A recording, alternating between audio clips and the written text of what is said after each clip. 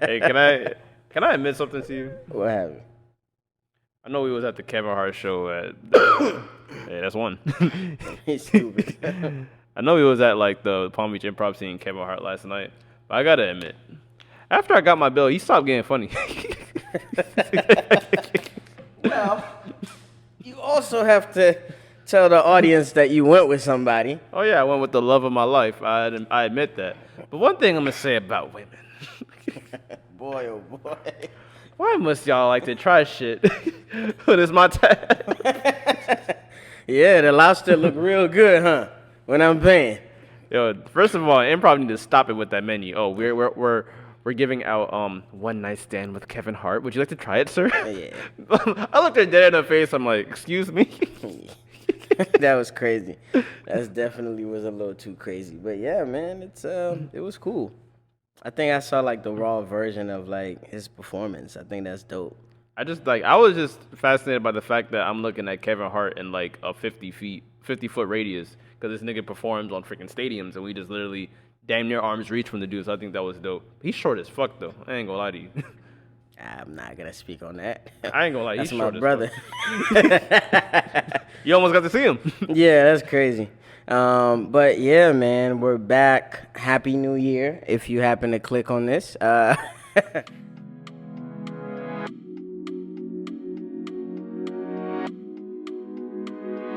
welcome to another episode of These Are the Aesthetics.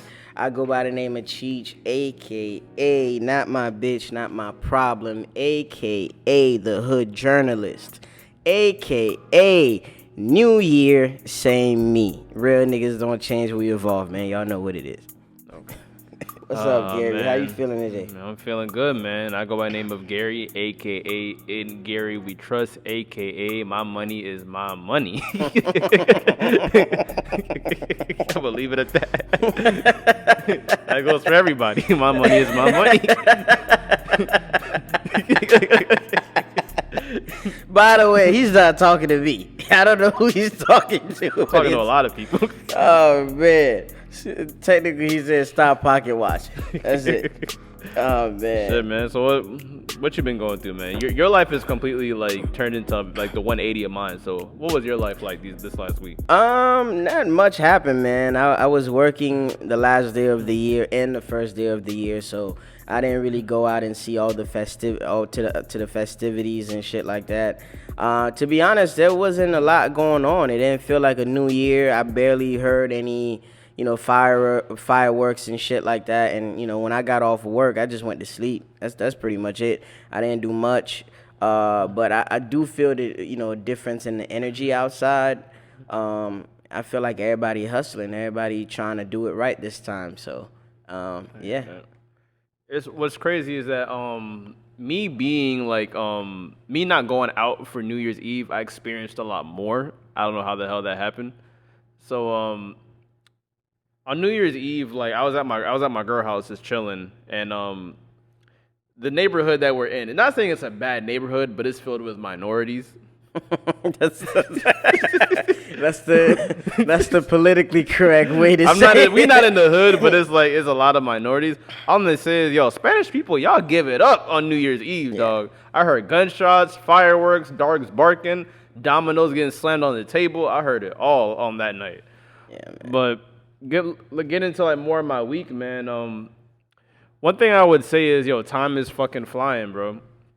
On New Year's Eve, right before it turned midnight, I went on Facebook and I saw that one of my childhood friends, his dad passed recently. I guess he just started to tell everyone that his dad passed, and I haven't seen him in years. But the thing that really struck me is that that was the first time that like I had a peer that really welcomed me into his home, like on his birthday, just chilling with his family. And that was the first time like someone that looked completely like different from me, like they were Colombian, and they just like allowed me in their house, welcomed me with open arms.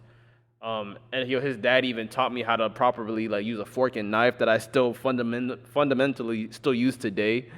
So it kind of hit me like, yo, time is really flying. That I see that my cousin, he told everyone that he's having a baby this year, One of my other cousins, Sharice, she's having her baby this year as well. Damn, they been fucking, boy. Yo, quarantine, boy. Quarantine, man.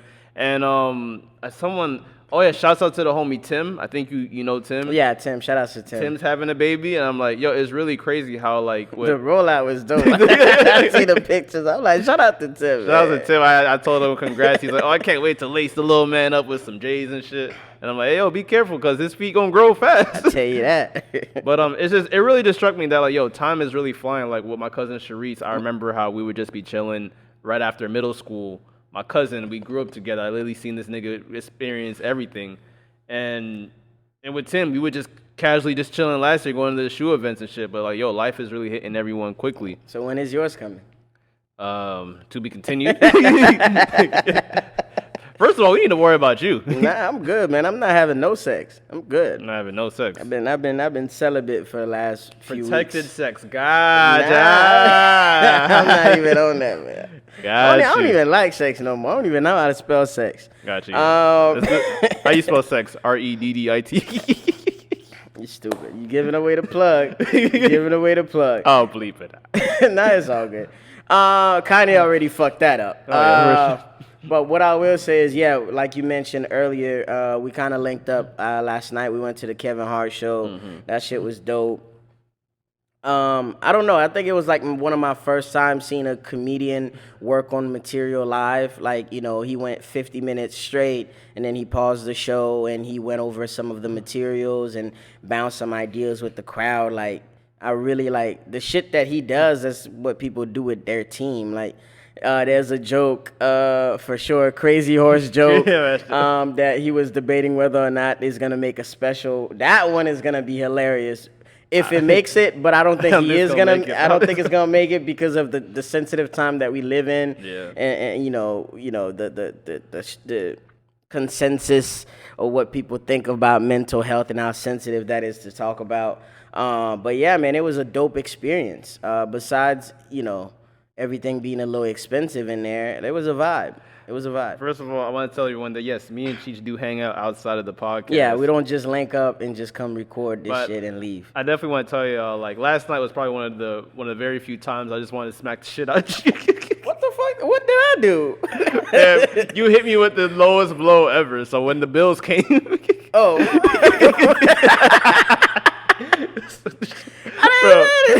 So my bill... Keep in mind, all we got... was 12 wings, some chips and dip. She got her drink called a one night stand with Kevin Hart. Which was crazy, by the way. You were sitting right there, but go ahead. Keep in mind, it's a 2-drink minimum per person. So I don't drink, so I got 2 Fiji waters. How the fuck my bill comes out to $100? Yeah, that was crazy. Then I see your bill came out to $40. Yeah. $39.98, not $40. $39.98, baby. And the shit that really got me tight is like you were very adamant about seeing my bills, like. And then he's like, "Let me see." Oh, and I'm like, oh, "How much was yours?" Oh, $40. You know, $39.98. Single nigga lifestyle. Single shit. Single shit. Big flex.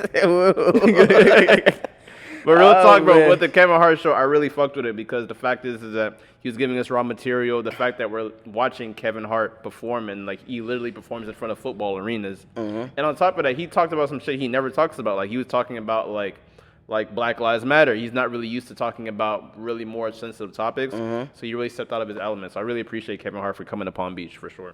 Yeah, he definitely heard the criticism because a lot of people were saying like he's not as raw because he has all these deals with movie networks and TV shows and kid books and shit like that. So, you know, these people, they could hear you. I mean, they might not respond on social media, but he did say that. He said, you know, in my next few stand-ups are going to be raw. I'm going to go back to the elements. I'm going to stop giving a fuck, you know, a lot more often. And I think, you know, he's on the right path. I think it's going to be a smash when that actually comes out. I loved it right off the bat. He says, first and foremost, lower your expectations, and I'm not going broke. Yeah, that was crazy. Yeah, man. So what we got on feed today, man? I got a pair of 998s, some New Balances. I got these out the outlet, believe it or not, a few years ago. I got those for under retail. It was a colorway that I never saw before, so I kind of like that, fuck with it. And I kind of like how New Balance organized their sneakers. I think they're one of the few brands that used to throw wild colors at different silhouettes and kind of make it work, and it flows with, different aesthetics and stuff like that. So, yeah, I kind of, that's me. I'm the colors man. No, I love colors. So I fuck with New Balance. Like they definitely test out colors, and they're fucking expensive. But then again, it's American made product. So one last thing to say about this shoe, about New Balance. Period. I think New Balance again, they're that transition between streetwear and menswear. It's like I could wear this shoe with some trousers. I could wear it with some, with a suit. I could wear this to go to a wedding. I could go to brunch with this. Definitely somebody that's looking into doing menswear and they not wanting to let sneakers go like that. That's definitely a brand to look into for sure.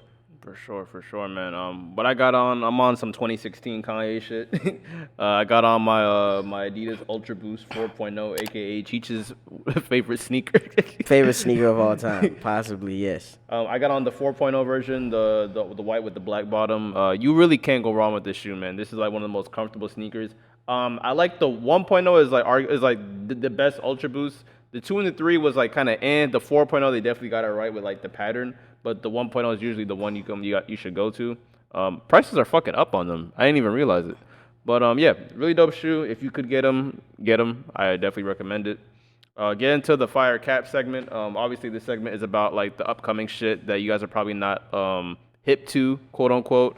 And of course, why is this called? These are the aesthetics. We don't talk about any other aesthetics coming out. So that's true. So only 2 things. It was kind of a slow week, like it's a new year, so people are kind of like waiting to like drop the actual heat.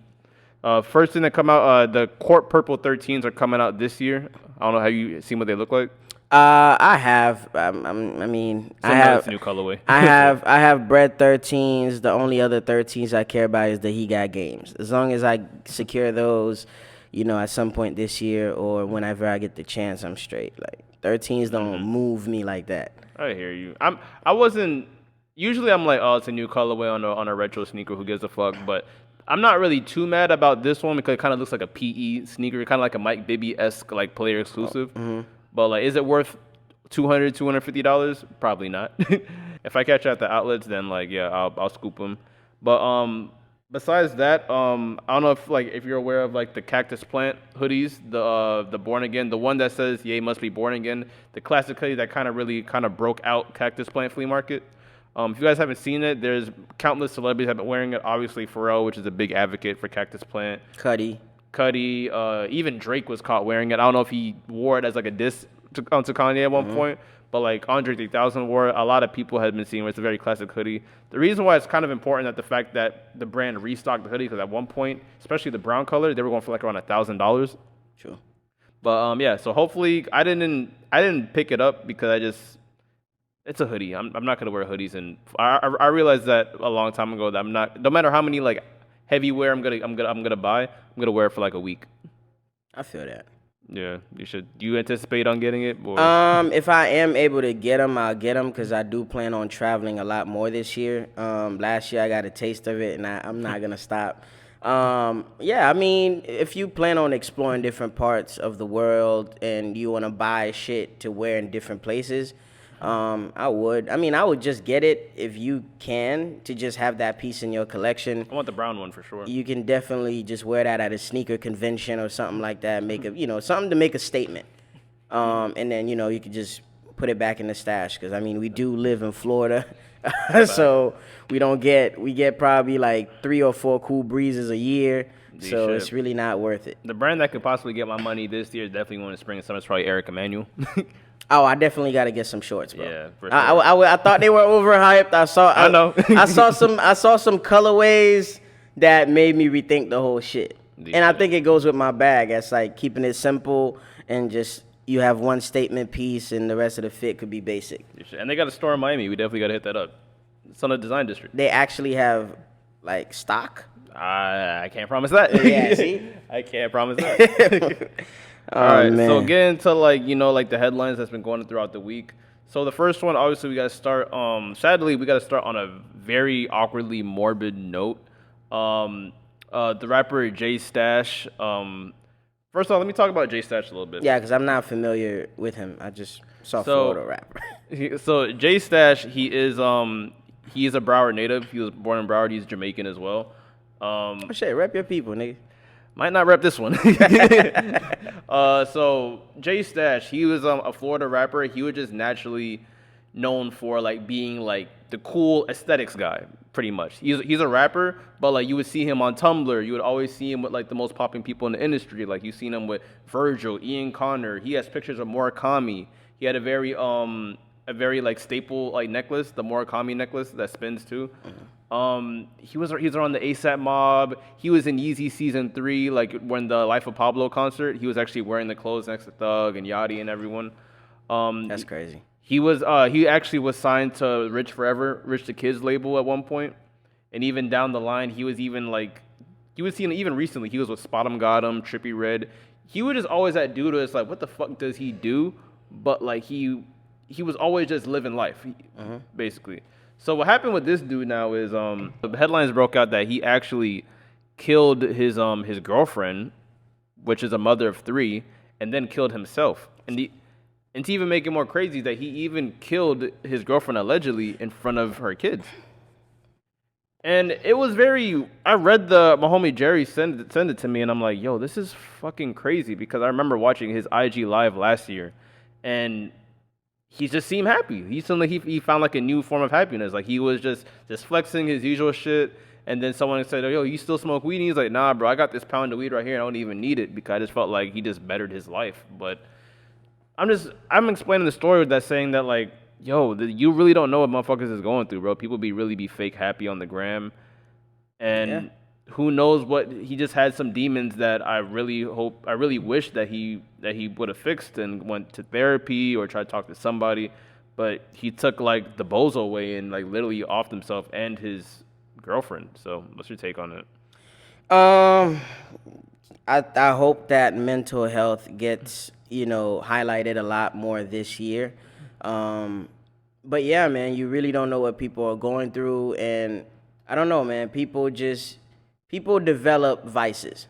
So to him, Instagram, the chains, the jewelry, the connections might have been an escape and a vice to hide the real issues. You get what I'm saying? I don't know if he was triggered to do this. I don't know if he is that person at heart. I don't know what led to this point, but just be safe out here, man. It's a new year. I'm sick and tired of reporting death, talking about death, seeing death across my timeline. It would feel good to have a few months of peace and just everybody living and minding their own business, but that's not the world we live in. You get what I'm saying? So I just urge people to be careful. If you spot a sign in somebody that needs help, nice in a very kind way, just suggest it, or just create an atmosphere around that person that is positive, so they could know that there's other options out there and not necessarily that one. Yeah, like, prayers for everyone involved, as always. Prayers for everyone involved. It really struck me, because I wouldn't say I looked up to him, but I always like admired him from a distance, because it was just dope to see someone from my city make it. Someone from my city, someone that's Jamaican, really just in like the industry, and he was actually very well known in Japan as well. So it kind of fucked with me, because I'm like, damn, that's really crazy. So you just really don't know what some people are going through. But literally, definitely, our prayers are for the kids that are gonna have to like literally live life without their mother and witnessing that type of trauma. Yeah, that type of trauma. So my prayers go out to her and those kids, and for him, I can't even say rest in peace. All I can really say is prayers for everyone involved, for sure. Yeah, man, the families, for sure. And some more bullshit. Another Florida rapper that just, oh my god, I don't know, man. It's just, how many chances can someone have in life, bro? Well, I heard this one was not his fault. Okay, understood. But I just have a little bit of some issues. But do you want to intro it, or you want me to intro it? Nah, go ahead, dog. So, Kodak Black gets arrested. Again. And again. Damn. Bro, the IG comments, bro, was freaking like out of this world, bro. Some dude said, damn, I almost freaking dusted off my free Kodak shirt. Yeah.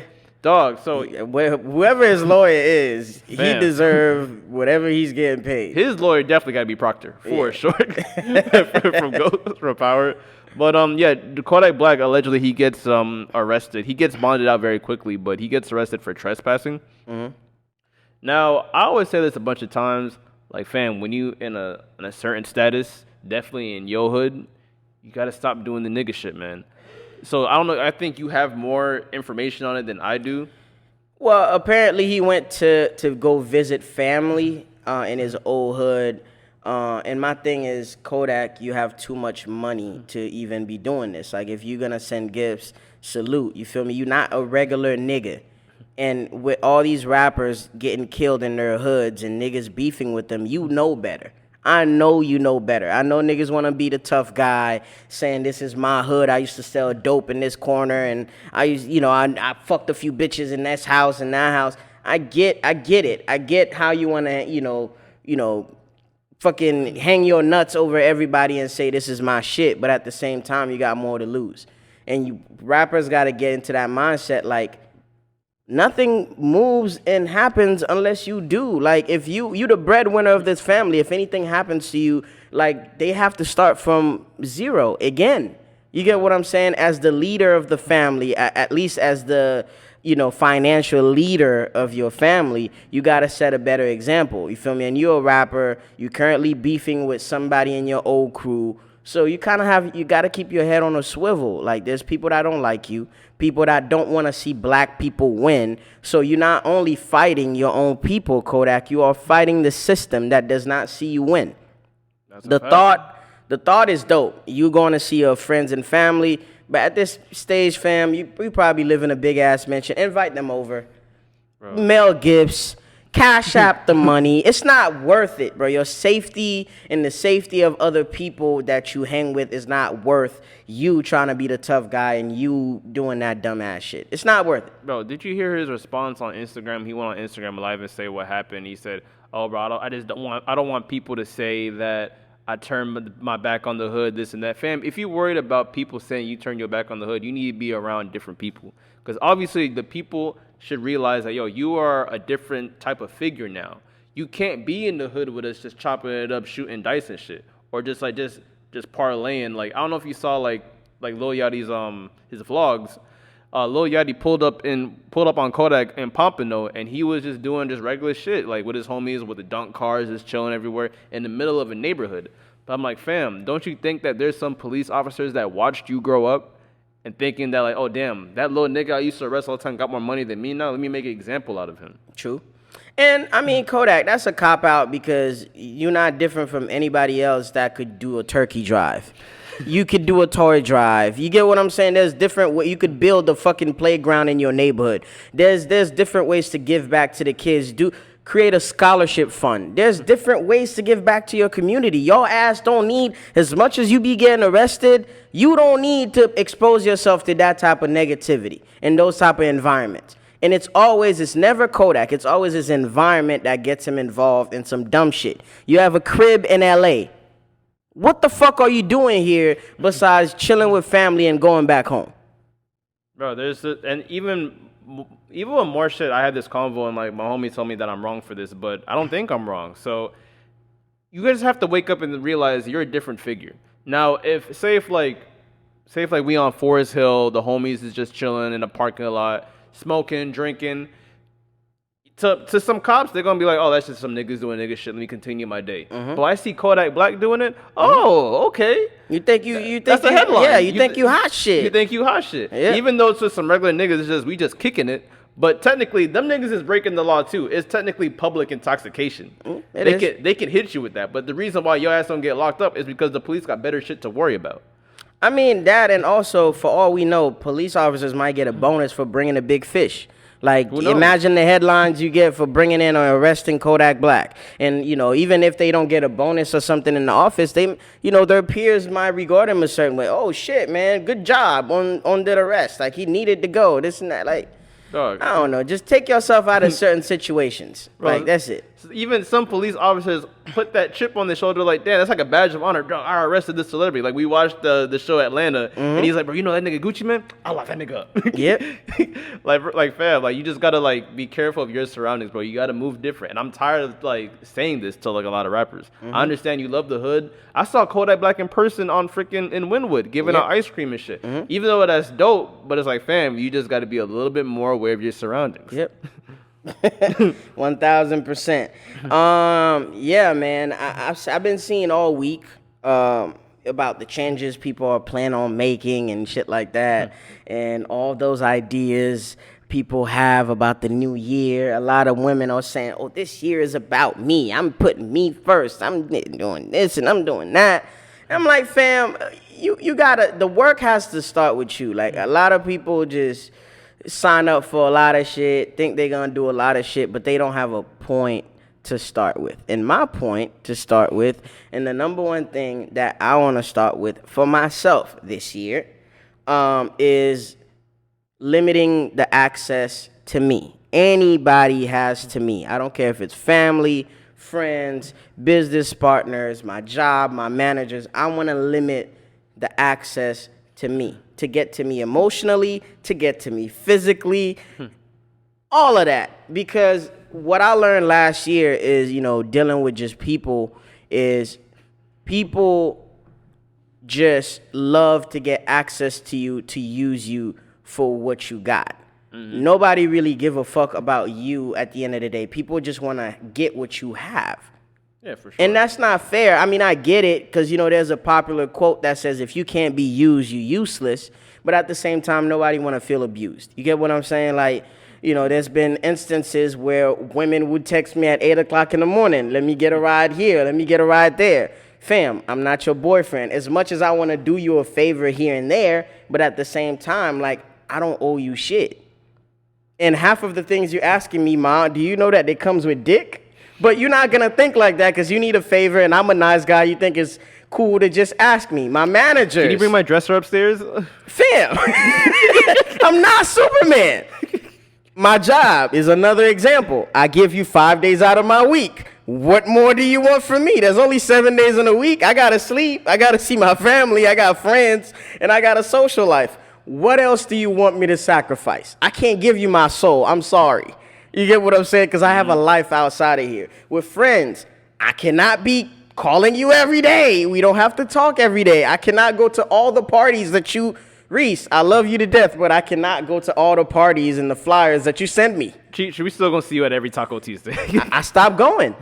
Because that shit got tiring, bro. Because that shit is time consuming. And let's not forget, I used to drive to Fort Lauderdale every Tuesday. For what? Putting miles in my car for what?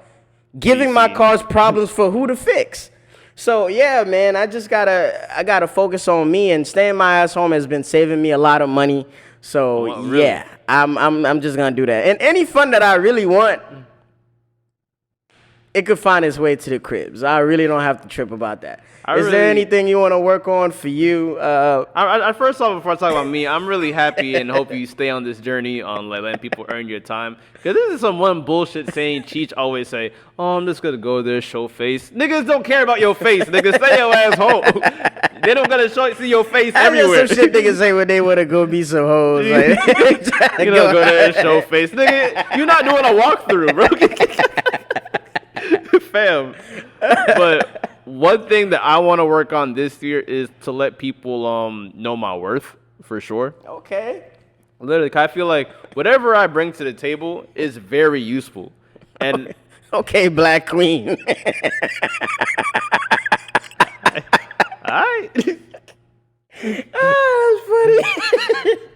But go ahead, Gary. I feel you. First of all, and that's another thing. Motherfuckers calling each other's kings. First of all, be a man before you a king. That's shit. That's a whole lot. Let me not be too deep, Gary, okay? Anywho. Oh, my God. But niggas is really gonna like know my value. And like, if I really like stop doing some shit, that's because I just felt like I wasn't valued enough here. And I feel like where I can take my talents elsewhere, I can be more appreciated and not tolerated. Yeah, man. Access and time. Once you remove your time away from a situation, you can really analyze how toxic that was to you and how time consuming that was, bro. Texting bitches is a job. Oh, trust me. Going out is a job. I just like to have one woman. People You laugh feel at me? me, So but it's that shit could be annoying sometimes. So yeah, man, that's definitely something that I definitely want to work on this year. Plus, you know, I'm getting back into my gym discipline and starting to hit the gym more often because I used to go every morning and I kind of got lazy and shit. So I definitely want to take my health and my time very seriously this year. I'll say that. We're gonna ask Cheech this in another 2 weeks. Perfect. Nah. I need to be checked. I need to be on point. So I'm just glad that you finally woke up and smelled the roses. That you don't gotta show your face everywhere, because I know you and all the homies would laugh at me like, "Oh, Gary don't want to be nowhere. He too busy in jail. In jail." We're still on you about that, but that's a conversation for another time. I always tell them niggas, I'm going to see y'all regardless. Even when I don't want to see y'all, I'm going to see y'all. We just want you to bust your fits that you be buying. That's all. We just want you to wear the clothes that you have in your closet. I'm the flyest one. I feel you, though. Yeah, sure, whatever. Anywho, coming off of that, I just want to remind, you know, people out there, despite how niggas talk, how friendly, and how we chop it up, how goofy I get, I'm a man at the end of the day, right? I just want to remind everybody of that. And one of the biggest turn on for me as a man is a woman taking accountability, or anybody taking accountability that we have an issue with. I think transparency has to be another thing that me and my friend group have to work on this year, because what I realize, and I call this topic, taking accountability is sexy to me, because I feel like if we don't admit to our faults, we stay in the same place. We don't evolve. We don't grow. We don't change. You get what I'm saying? And nobody want to be around the same fucking energy 24/7. This main topic is definitely predicated towards more women, because it's like, of course, because it's like, ain't nothing wrong to put your ego and your pride to the side and say you wrong, right?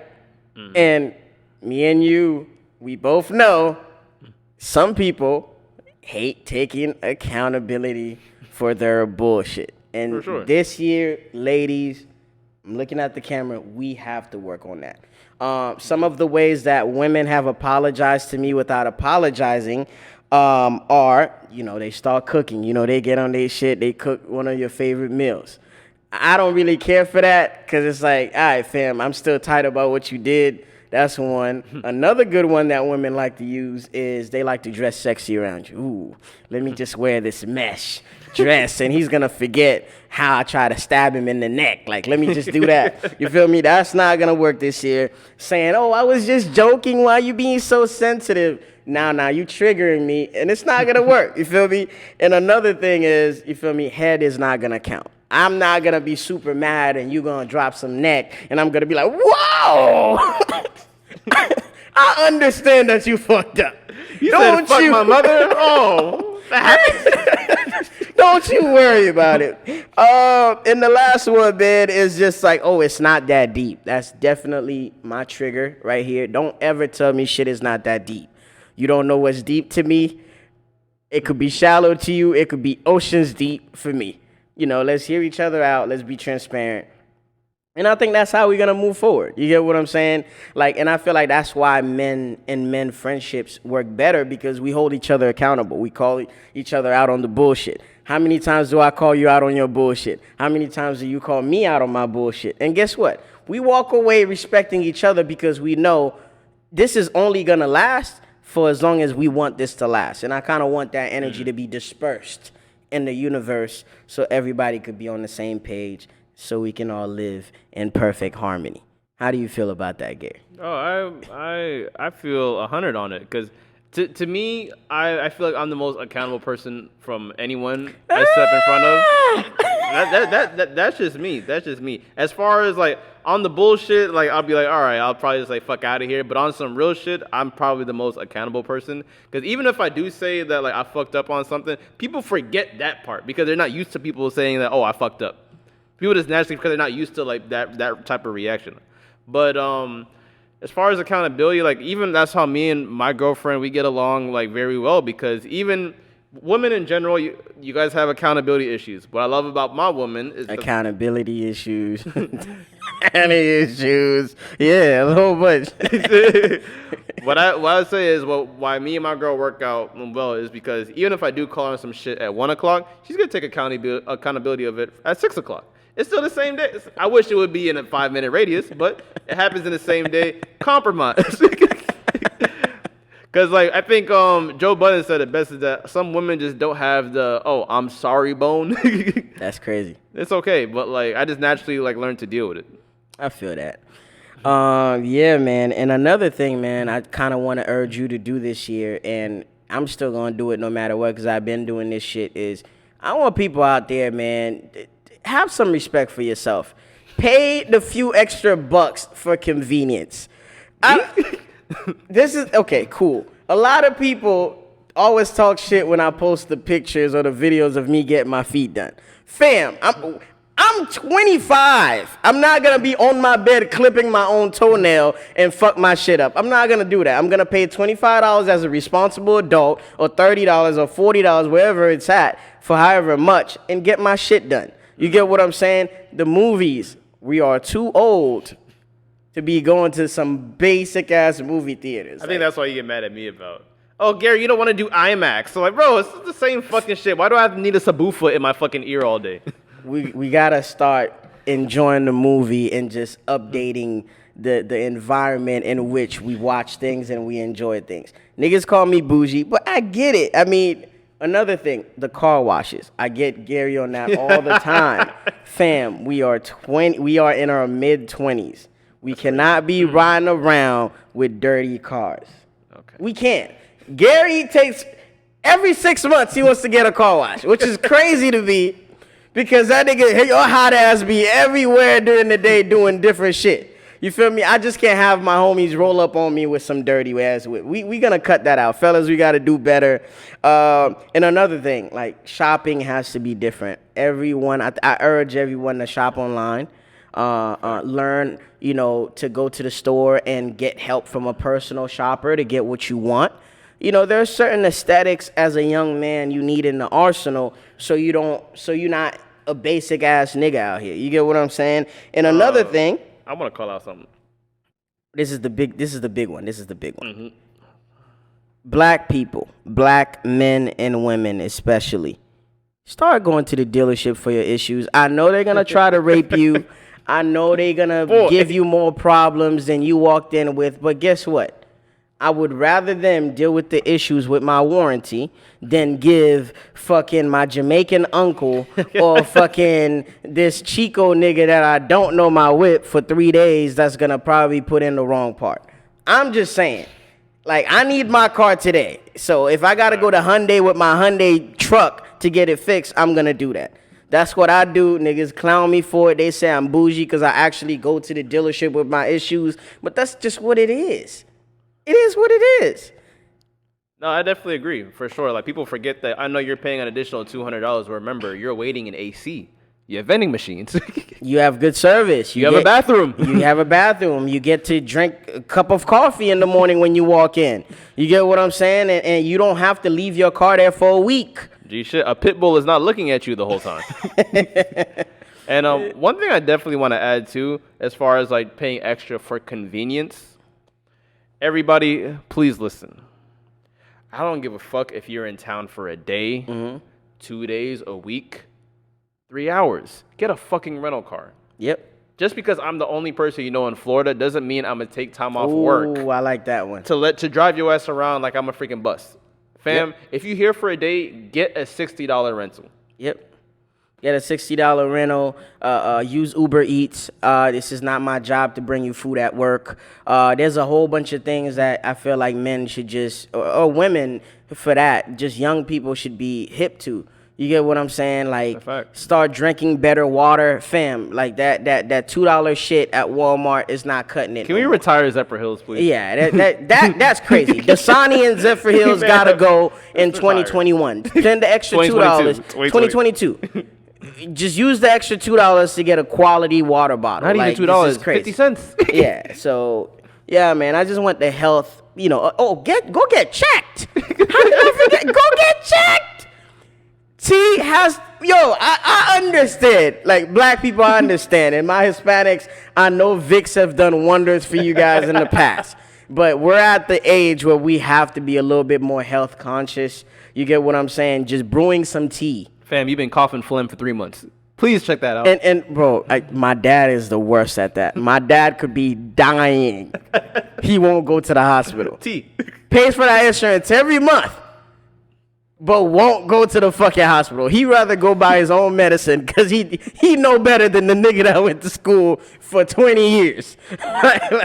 Like, can I have one more thing about the rental car? If there's more than 5 people on the trip, at least one more rental car, people. If there's 8 of y'all, one car not gonna work. All right. Oh man.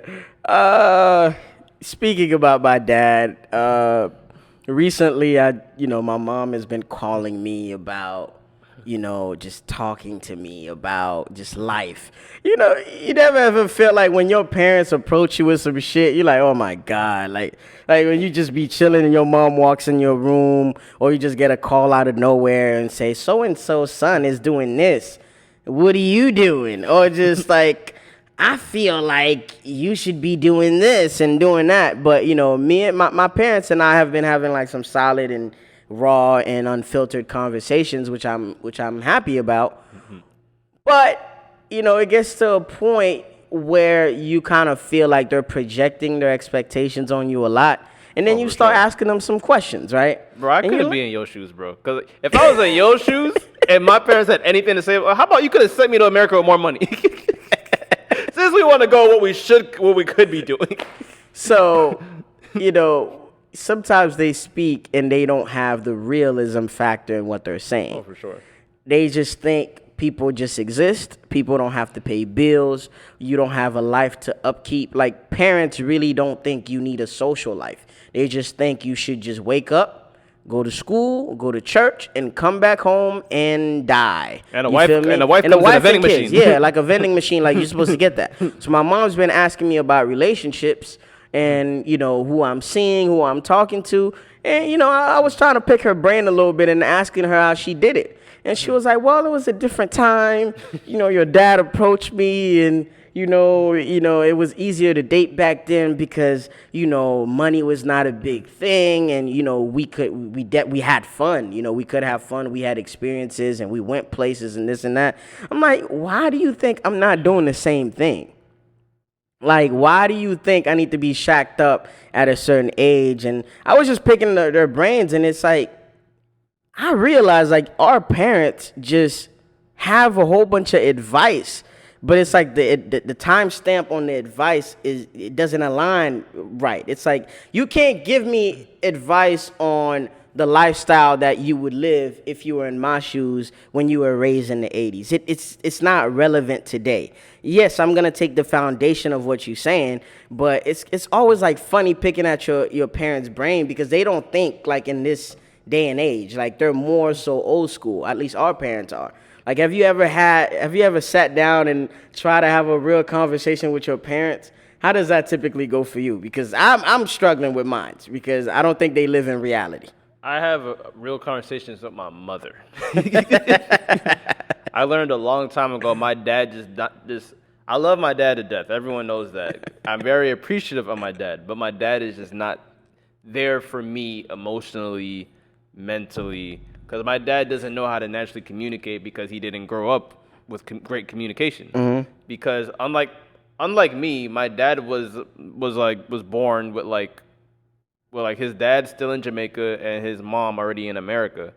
So it's like so he didn't have that family structure pretty much. The family structure wasn't there. And on top of that, it's like my grandmother and my grandfather did not get along well.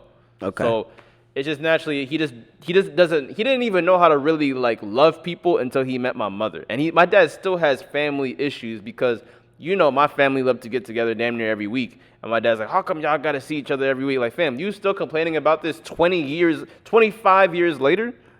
This is your family.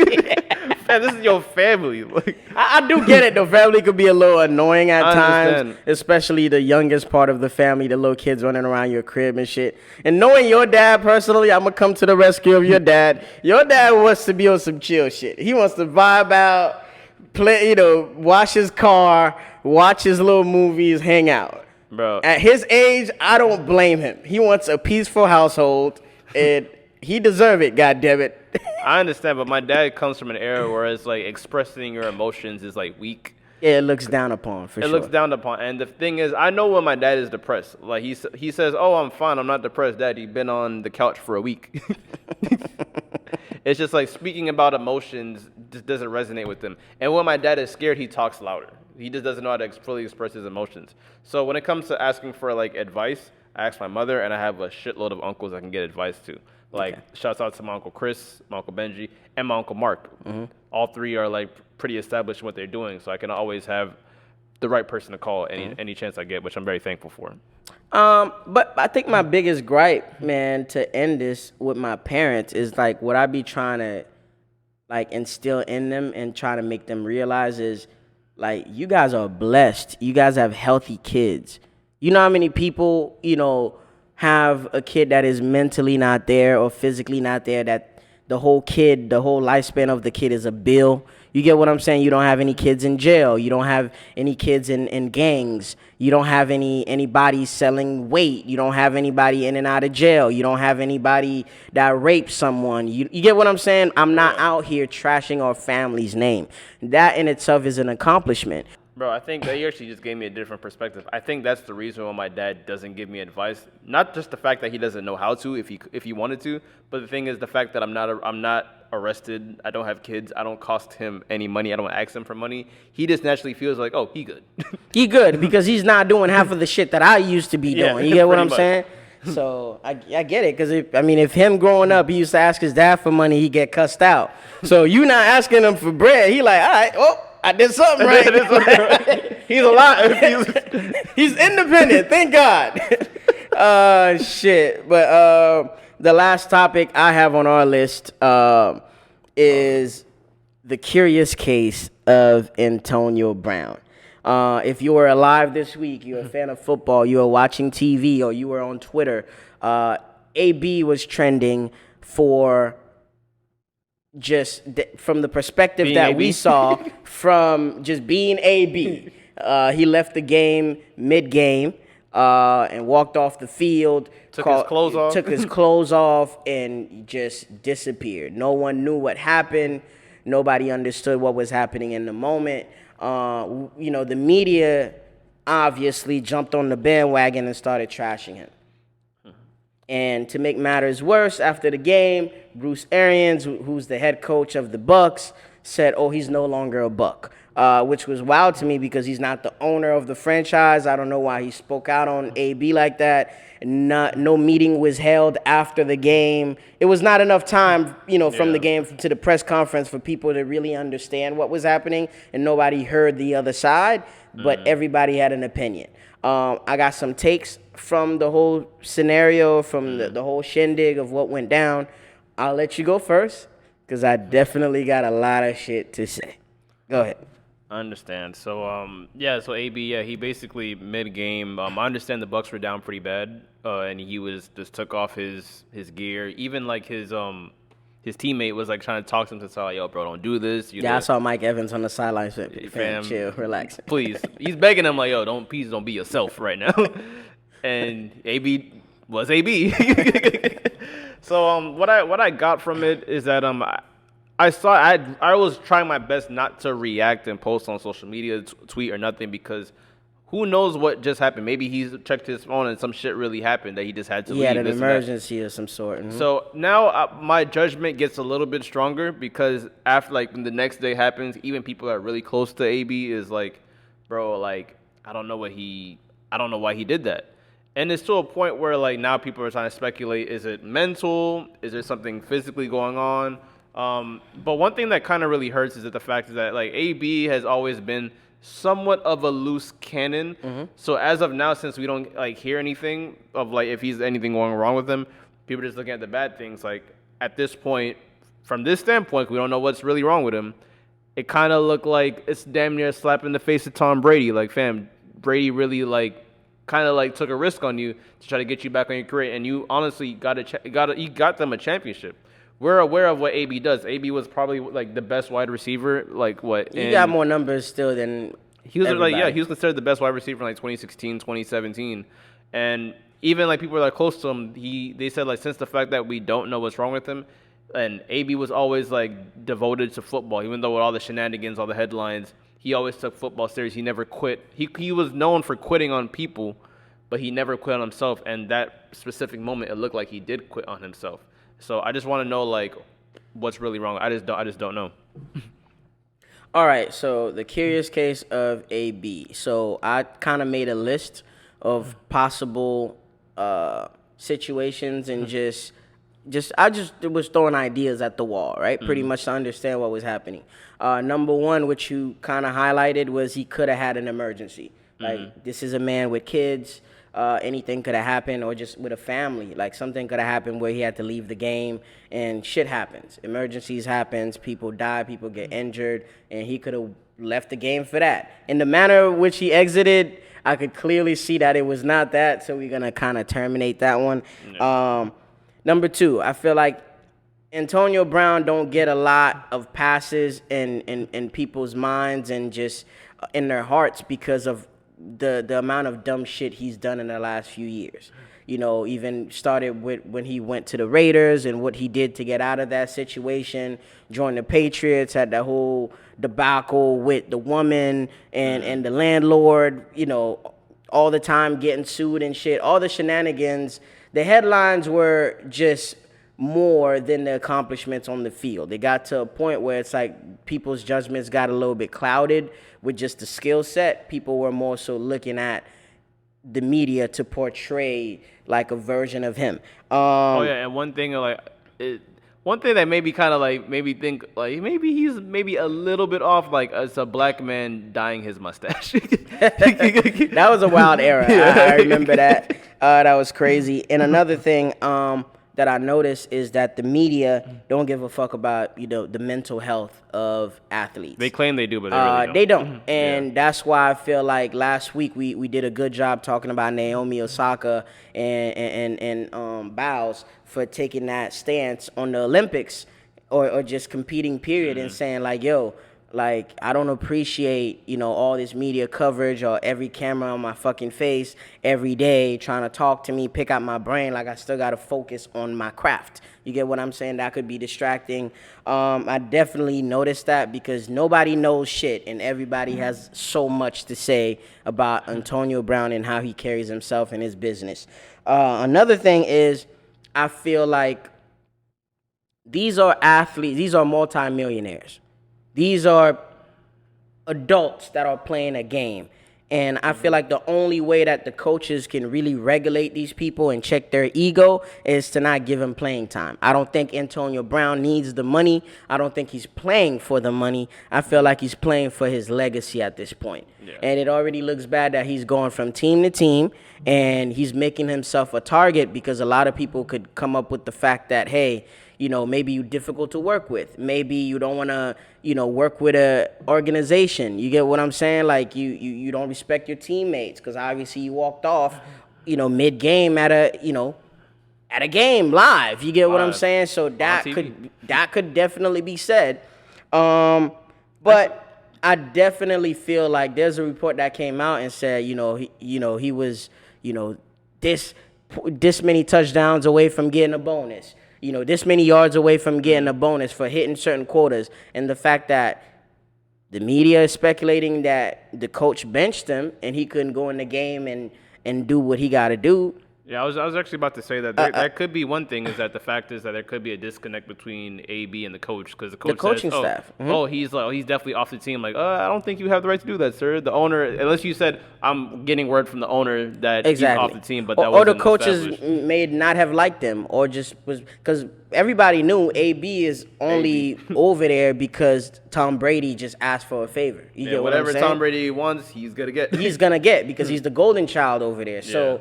With that being said, like, you're already somewhere where you're not being looked at as the most compatible person, the most, reliable person. So it's like you're already requested person. So you got a chip on your shoulder and you got to move that way. So, but to him, he's used to being a star of the team.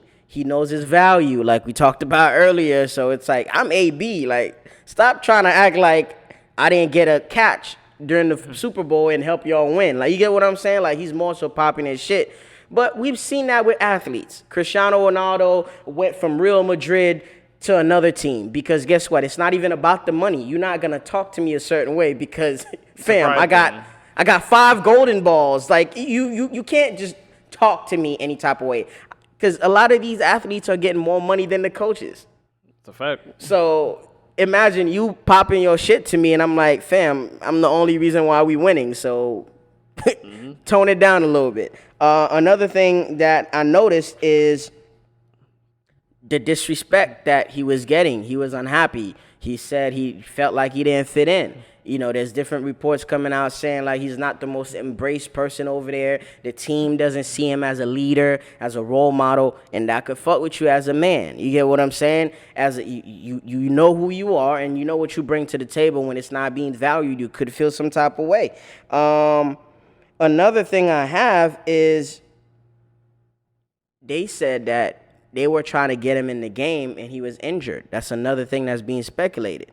Like, if I know my body and I tell you I can't play this week, you gotta understand that. Because, you know, I can't just live for football. I got a family to go back home to, and I got to be useful to my family and my friends. So there's a speculation, you know, there's a report that came out, you know, yesterday saying, like, hey, they was trying to force him to get in the game when he felt like he couldn't do it anymore. And, you know, the coach felt like he gave up on the team. And he was going back and forth with the coach saying, hey, like, no, I don't feel my best right now. I don't feel like doing this. You get what I'm saying? So there's that. And I think the last thing I have is a lot of people think he has early stages of CTE. Yeah, you kind of mentioned it. One thing about, like, AB and the CTE, like, I was trying my best not to just throw that, like, diagnose someone. But, like, my issue with I mean, AB, it's all speculation, so. It's all speculation, but I don't even like to throw it out there like, oh, bro, you kind of might be crazy, but the thing is, like, my issue with AB, no matter what you're going through, you got to remember you're a professional, my guy. And you have to carry yourself that way. Yeah, you have to carry yourself like a professional. And the thing is that at this point, with your track record, the only thing that people are looking at you right now is that you're inconsistent. Mm-hmm. So, like, the fact that, like, and it's kind of, I'm not gonna lie, it did look like some nigga shit. He went to the freaking game right after, to a basketball game. Yeah, like, he was crazy. still in New York. He didn't lay low. Fam. He didn't try to explain the issue. Everybody got Instagram. You could have went on live. You could have made your team post a statement on your behalf. There's definitely ways you could have went about this to come off cleaner and more polished. He didn't. You going to a basketball game right after that whole debacle is kind of like a fuck you to the team and to your teammates, low key. Again, I think it's back to the ego. I'm AB. Like, yeah, exactly. Stop acting like, you know, I don't have better stats than every receiver playing right now. So he might be moving in that fashion. You get what I'm saying? A lot of us noticed, like, Messi went to PSG. No one is talking. I didn't see nobody talk about that. No. It was talked about. I follow a lot of, like, that was not a money move. I know a lot of people said, Barcelona hit a cap and they couldn't pay. It's not about that. You wanted to leave years ago. I don't think people realize that. And again, niggas is playing for legacy. They not playing for money no more. I have enough money. Half of them soccer niggas got a private jet. They set. Bro, that's a fact. And can I make a special? Can I make an announcement for people, like, for all my FIFA players right there? I just got FIFA 22. Can y'all stop using fucking PSG, bro? It's just not fair anymore. Nah, they crazy. I don't over know there. if you've seen the roster of PSG. They stack. Fam, you have Neymar, Verratti, Messi, Mbappe. Like, literally, damn near everybody on that team is, like, a captain of their own, like, on their own country. So, like, fam, there's some shit where it's like, there's some rules where it's like, who allowed this? They got the bag. They got the bag. No one said anything about the Patriots a few years ago when they was getting every piece on the board. So yeah. Yo, can we close? I know it's like we're already at an hour mark, but I really just have to get this off my chest.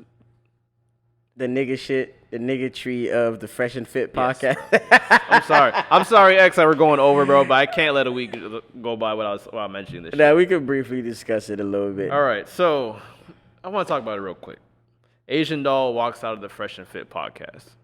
And the reason why she walks off because of the fact that, like, I didn't see the whole episode. The clips have come out of the episode. I watched multiple. I've seen academics' reaction to it. Basically, the reason why one of the dudes from Fresh and Fit is kind of yelling at Asian doll is the fact that she's having side conversations off camera. I understand how that could be a little bit of annoying because with the Fresh and Fit, how their setup is, they have everyone wearing headphones, and the fact is like probably like 5 to 10 people brought like. It could be a little distracting, the side conversation. It could be distracting, and it's unprofessional. It is unprofessional for sure. So I understand that she did like break the rules, but my issue with Buddy that kind of like went off on her. My take on it is the fact is like, yo, I think you could have did that off camera because at the end of the day, you're talking to a woman, my guy. And I understand everyone says that, oh, bro, he can talk to her. It's his platform, this and that. But I think, in my personal opinion, manners should be a little bit more there when you're speaking to like a lady, in my personal opinion. But my main issue with that is I understand why he's going off on her, but I just didn't see the same energy for Kodak Black, which actually had interruptions as well. That's just my personal opinion. I just don't think that he would have talked that way to a man. But what's your take on it? Dialogue between men and men, it's never gonna reach a certain point because there's a respect level. There's a respect level, and we know as men that if any phrase like "suck my dick" come across or "fuck you" come across, it's a fight. There's no more talking. I feel like this is not just about this situation that just happened, and this is not me defending that specific episode. I feel like women walk on certain lines that men can't. Because I verbatim have watched, I've lived in the hood for a while, I've heard women say, I could say whatever the fuck I want. What you gonna do, hit me? You can't do that because now you triggering me to do something, and you know you're covered by the law, or you know you're gonna, everybody outside of here is gonna be sympathetic towards you, so you can get away with more shit. Did I think what happened on the podcast should have went down? No, because if I was the host, I would have terminated the interview, and I would have said, hey, if you don't want to be here, we don't have to do this. You could leave, and I would have went on about my business. But at the same time, my gripe with our people is we have to move with a certain respect level. And the reason why I said that, when we talked about this earlier in the car, what did I say? I said if she went to the Breakfast Club, she would not be acting like that. Of course. Because she would sit down and she would listen to the questions that Charlamagne has to ask, and she would be appreciative of the moment, and she would go about her way. If she had a dinner with Jay-Z, she would not do this. If she went to a Rock Nation brunch, she would not do this. If she was performing at a Rolling Loud festival and she was talking to some of the owners backstage, she would not do this. So we kind of have to carry ourselves in a professional manner wherever we go. But she was very professional. But even though the act was disrespectful, quote unquote, because she is not going by his rules, but the way she reacted to him going off on her, like raising his voice at her, she did that like very respectful. Like she literally sat there and like, oh, I don't really like the way you talking to me, this and that. And all she said is, oh, you being mean. That's all she said. She says, you being mean right now. That he's still going off on her, having some type of like loud energy towards her. It's to a point where it's like she would just, obviously that fucked up the whole vibe of the whole podcast, and she walked off. Now, obviously more news comes out. Of course, like whenever some shit happens on a podcast, they go after old clips. Yeah, old clips. It happens to every podcast. It's probably going to happen to us too. If we have I already know. I'm already gearing up for that shit. So I'm going to play a little audio, and I want everyone to see, what's your take on this? And your personal preferences. No one bats an eye when women say I want a man that's 6 feet tall. Well, not that one. It's funny, I never used that one, bro. What about the black dating app called Black? It's funny, I never used that one, bro, but hey, man. I mean, hey, bro, if you want to date a bunch of Shaniquas, go for it, man. LaQuisha? Yeah, like, me and Fresh aren't really down with the brown like that. Man. We ain't night riders. Nah, so I'm good. Sometimes if they're, red bone, but like in general, me and Fresh don't dabble in the dark, if you know what I'm saying. Yep. Okay, so last one, guys. Yo, those niggas are crazy, man. So before I give my take. There's nothing wrong with having a personal preference, disgusting that highlighting black women in that type of fashion is just foul. It's disrespectful. It's tasteless. I'm not down with that. Like I said, Michael B. Jordan, Damson Idris, like we're all linked to white women before they're now dating black women. It's like, but they never were advocating it, promoting it like something is better than the next. You get what I'm saying? As a man, you like what you like.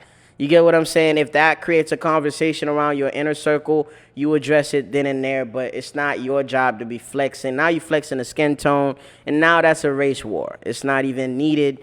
And you separating your audience. You get what I'm saying? And you drawing the wrong narrative about black women. That's something that I'm not behind 100%. But my take on this is that the reason why I consider these two clowns just for those statements is the fact is like, nigga, you say we not down for the round and brown. My nigga, you brown. And you black. And you black. And the other dude with you is looking black as shit. Just freaking talking bad about your own people. Like, fam, this has literally been one of the biggest freaking self-hatred shit I've seen in years. Yeah. And the thing that it really pisses me off, bro, is that some people that are darker than me have the right to tell me that I'm not black.